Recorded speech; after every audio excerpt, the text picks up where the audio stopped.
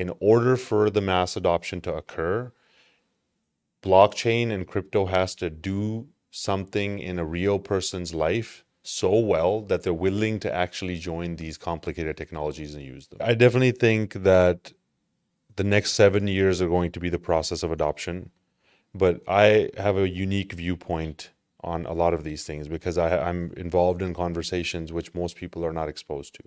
Now, most of those conversations I can't really share, but I can tell you this. The adoption has already happened. It just hasn't been released to the world.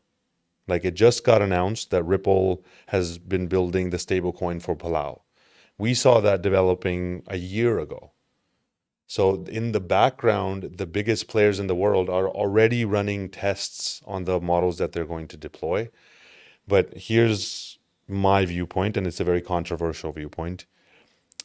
We are in the exponential age where, things happen slowly at the beginning and then all of a sudden.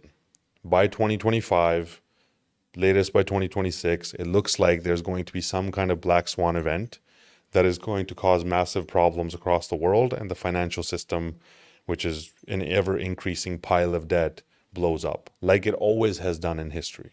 On the flip side of that, we have CBDCs, we have digital value models, we have digital ID, we have social credit, we have fractured countries, we have bankrupt countries. That all of this plays out in the next little bit of time. On the flip side of that whole thing is a completely new system, a banking system that's based on ISO 20022 messaging standards, central bank digital currencies that are programmed, that read your digital ID and read your social credit score and allow you to participate, completely new value models that are built on these digital assets and that are custom developed in a way so that it fits into this new framework. I think the adoption is going to happen in a forceful manner. I don't think we're in the age where things take 5-7 years to fully develop. I think there's going to be a point that the bell rings where that adoption kicks off in a massive way, and then the rest of the 7 years is where it happens. I'll give you an example. How long did it take for ChatGPT to get 100 million users? Right? It took the snap of a finger for it to happen. AI got adopted into the world, into businesses, into processes faster than we could have ever imagined it happening. It passed the Turing test and started to be used in businesses before people could even spell ChatGPT. They call it ChatGTP. So the adoption of these fully developed technologies is going to happen in the same way, and it will probably be based around some kind of massive event. And that massive event will cause so much turmoil in the world that food security will be at the forefront of everyone's mind. And that's why we will always be there to make sure that we're avoiding countries melting down to their worst. Mass adoption means anybody who's doing anything in the world can join from whichever angle they understand. And buying the token and participating in the investment part of it should actually be the last thing. They should just be able to add value into the system without even knowing what the token is doing, because the token's running in the background, just allowing the value to move back and forth. And one more piece I want to say about the token value.